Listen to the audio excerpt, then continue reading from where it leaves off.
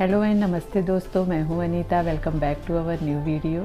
सुंदर, ऑर्गेनाइज और क्लीन घर हम सभी को पसंद होता है। जब कोई हमारे घर में आता है और ये कहता है कि आपका घर हमेशा क्लीन और ऑर्गेनाइज रहता है, तो ये सुन के हमें बहुत अच्छा लगता है। ऐसे ही मैं भी अपने घर को क्लीन और ऑर्गेनाइज रखने की कोशिश करती हूँ, बिना किसी हाउस हेल्पर के।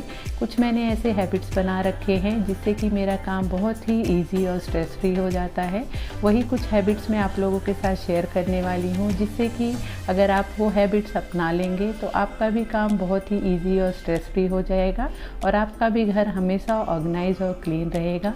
तो चलिए देखते हैं वो कौन से हैबिट्स हैं।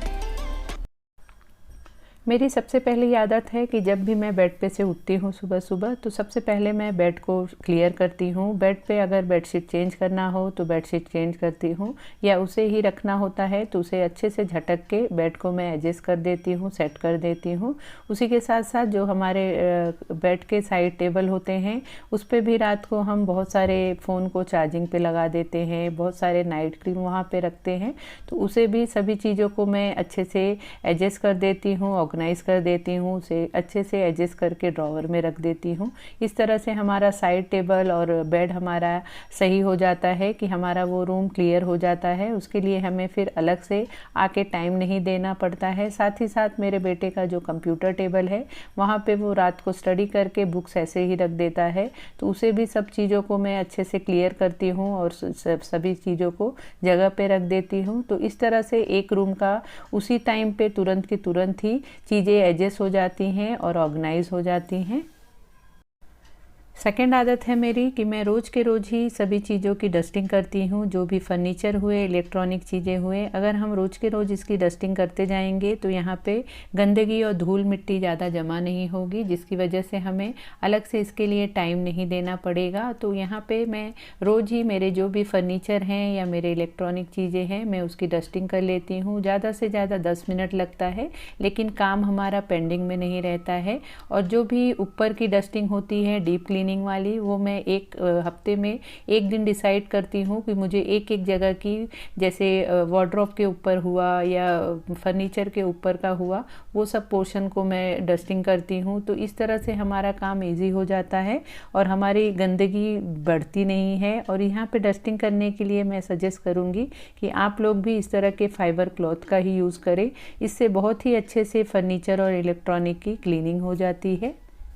नेक्स्ट हैबिट है मेरी, मैं रोज़ के रोज़ अपने फ्लोर को क्लीन करती हूँ, पोछा मारती हूँ। तो यहाँ पे मैं फ्लोर को क्लीन करने के लिए इस तरह के फ्लोर फ्रेशनर का यूज़ करती हूँ। आप यहाँ पे लाइजॉल या इस तरह के फ्लोर फ्रेशनर का ज़रूर यूज़ करें। इससे हमारे घर में जो भी फ्लोर पे बैक्टीरिया होती है वो सब उससे क्लीन हो जाता है और साथ ही साथ एक बहुत ही अच्छी सी खुशबू आने लगती है। तो इस तरह से रोज़ के रोज़ अगर हम फ्लोर की क्लीनिंग करेंगे तो हमारा घर बहुत ही क्लीन और टाइडी रहेगा। हमारे घर को हमेशा मेंटेनेंस की ज़रूरत पड़ती है। कुछ ना कुछ चीज़ें यूज़ करते करते वो टूटते फूटते रहते हैं, तो इसे भी मैं कोशिश करती हूँ जो छोटी सी छोटी चीज़ें होती हैं जो हम उसे मैनेज कर सकते हैं, तो उसे मैं खुद मैनेज करने की कोशिश करती हूँ। जैसे कि यहाँ पे ये मेरे वॉश बेसिन के साइड में इस तरह से वाइट सीमेंट निकल गया था, जिसकी वजह से नीचे पानी लीक हो रहा था। तो उसके लिए मैंने बाहर से किसी बंदे को ना बुला के खुद ही इस तरह से वाइट सीमेंट ला के उसे मैंने वहाँ पे अच्छे से उसका लेवलिंग कर दिया। तो इस तरह से कोशिश करें कि जो भी आपके घर में छोटी मोटी चीज़ें हों उसे आप मेंटेन करें। इसे अगर हम पेंडिंग में रखते जाएंगे तो इस तरह से बहुत सारी चीज़ें जमा हो जाती हैं और साथ ही साथ चीज़ें टूटती रहती हैं, तो वो देखने में भी ख़राब लगता है। उसी के साथ आप देख सकते हैं यहाँ पे मेरे सिंक के नीचे के वार्डरोब के फ्लोर दरवाजे का इस तरह से सनमाइका भी निकल गया था, तो उसे भी मैं फेविकॉल से यहाँ पे इसे स्टिक कर दे रही हूँ। अगर यहाँ पे इसे स्टिक नहीं करती तो ये और फैल के टूट जाता। तो इस तरह से आप भी कोशिश करें कि आपके घर में जो भी छोटी मोटी चीज़ें इस तरह से निकल रहे हैं तो आप उसे खुद मेंटेन करने की कोशिश करें। मेरी नेक्स्ट हैबिट है कि मैं पैरेलल वर्क करती रहती हूँ। यहाँ पे मैंने गैस पे दाल चावल चढ़ा दिया है खाना बनाने के लिए। तो साथ ही साथ यहाँ मेरे किचन के एक सेक्शन को मैं डीक्लटर करूँगी। आप एक डिसाइड करिए कि कभी ना कभी एक एक सेक्शन को आप डीक्लटर करते रहें। यहाँ पे आप देख सकते हैं इस सेक्शन में बहुत ही सारी चीज़ें डिस्टर्ब हो गई हैं, तो मैंने सोचा जब तक कुकिंग चल रहा है वहाँ खड़े रहने से अच्छा आप ऐसे कुछ काम करते रहिए जिससे कि आपका उस पोर्शन को क्लीन कर सकते हैं और क्लियर कर सकते हैं। वहाँ की चीज़ों को जो भी आपके घर में ज़रूरत ना हो तो उसे आप हटा दें और इस तरह से एक सेक्शन हमारा क्लियर हो जाएगा काम करते करते।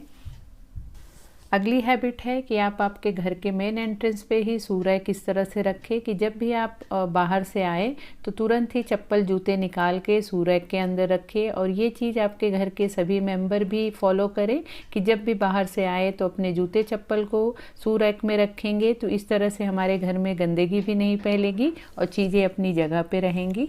नेक्स्ट हैबिट है मेरी, जब भी मैं लंच डिनर या ब्रेकफास्ट बनाती हूँ तो तुरंत के तुरंत ही मैं प्लेटफॉर्म को क्लीन करती हूँ, गैस स्टोव को क्लीन करती हूँ।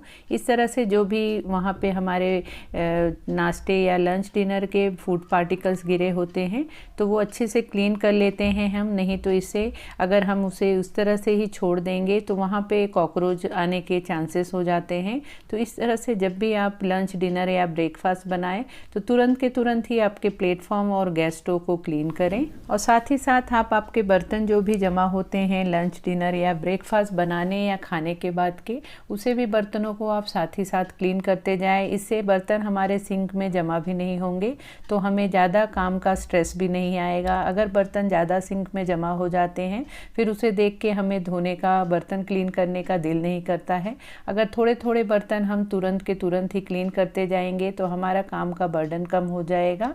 और साथ ही साथ ज़्यादा देर तक सिंक में बर्तन रखने की वजह से हमें कॉकरोच भी बहुत सारे किचन में आने लगते हैं, तो वो चीज़ भी हमारे साथ नहीं होगा। और जब बर्तन सूख जाए तो उसे भी आप साथ ही साथ उसके स्पेसिफिक जगह पे उसे सेट कर दें जिससे कि जगह पे ही सभी चीज़ें ऑर्गेनाइज हो जाएंगी और हमारा किचन हमेशा क्लीन और क्लियर लगेगा।